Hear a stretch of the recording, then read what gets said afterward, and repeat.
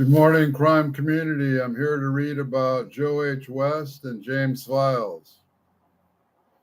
Joe H. West was a private investigator who first informed James Files, a prisoner who would later claim to be the Grassy Knoll shooter in the '63 assassination of President JFK. The origin of the Files' confession. West gained the confidence of James Files in the early 1990s. The relationship led Files to confess his role in the assassination. In 1989, West began an independent investigation into the JFK assassination. Around 1992, an unnamed FBI agent, later identified as Zach Sheldon, tipped off West that an intimate and an Illinois prison inmate might have information about the JFK assassination. This tip led West to James Files, who was serving in prison for a sentence for attempted murder. Files' confession to West. Files was initially reluctant to talk. Slowly and meticulously, West established a relationship with him over the months of visits and correspondence.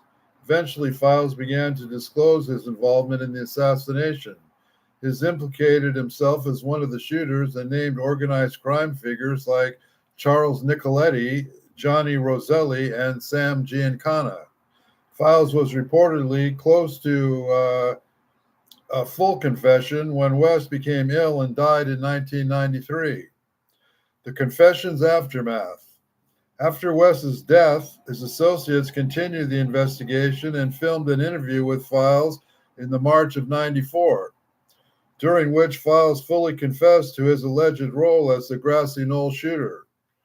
The FBI investigated Files and claims in 1994, but found that there was not credible. So the fact that the judge found enough evidence to warrant an investigation is amazing to me. Despite the official dismissal, Files' confession has been subject of several books, films, and persistent conspiracy theories.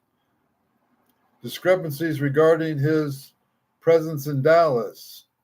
Contradictory locations. When questioned by investigators, Files made contradictory statements about his whereabouts on November 22, 1963. Claimed to be in a hospital in Chicago with his wife, but later recanted, "No, it was my twin brother who was with his wife." His wife denied him ever having a twin brother. Does this sound like I just heard about the twin Oswald? Two Oswalds in the theater in Dallas. One went out the front and one went out the back. Does this sound like the same thing? I don't know. Oswald's movements.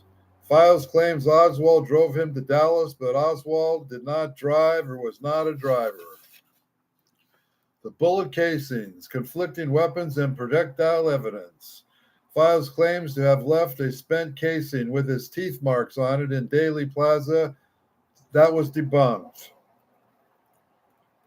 A casing was supposedly found decades later, but it was manufactured in 1972, several years after the assassination.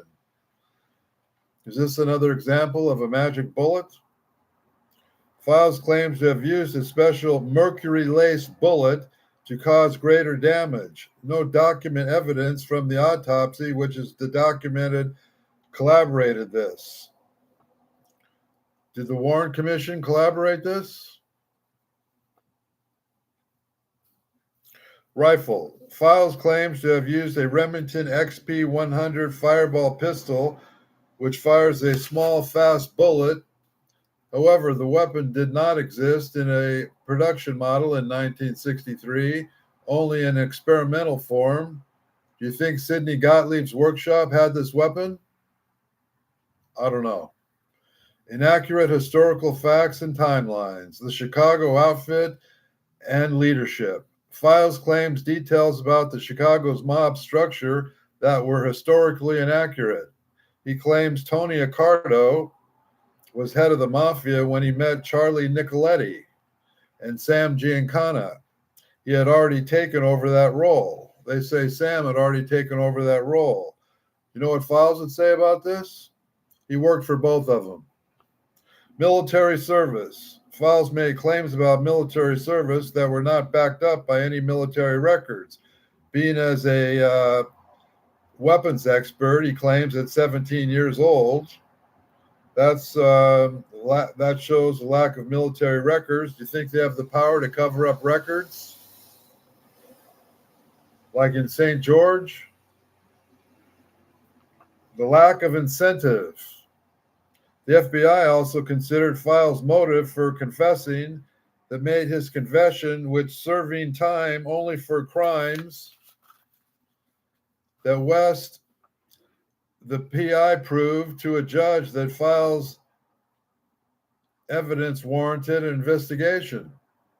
Not West and Langer could sow the crime, and the PI had to be a civil case in court.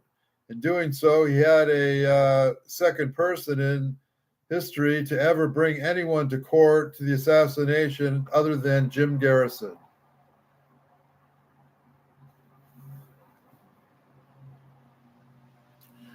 While and we're talking about Files now again, while his and his legal supporters insisted that he was not doing it for the money, the possibility of seeking attention or notoriety could be ruled out, especially given the inconsistencies in his story. Did the Warren Commission have inconsistencies in it? So the fact that West was a PI and proved to a judge that Files' evidence warranted an investigation, West, not a lawyer, but he could sue not in criminal court. The PI had to bring the case to civil court because he wasn't an attorney. In doing so, he was the second person in history to ever bring anyone to court over the assassination of JFK other than Jim Garrison. For this reason, I feel that Mr. Manning's talking about it. He's been studying this assassination for 50 years. You think he's just going to all of a sudden come out and want to make money after 50 years? I don't think so. The other mere fact that the sitting judge thought facts on Mr. Files relevant enough to warrant an investigation is worth mentioning in the least. Regardless of the court's findings, I feel that Mr. Manning is talking about this after he has been struggling the case for 50 years, which I just said. I do not know about Manning or have not been watching my channel. If you don't know about Manning, you haven't been watching my channel.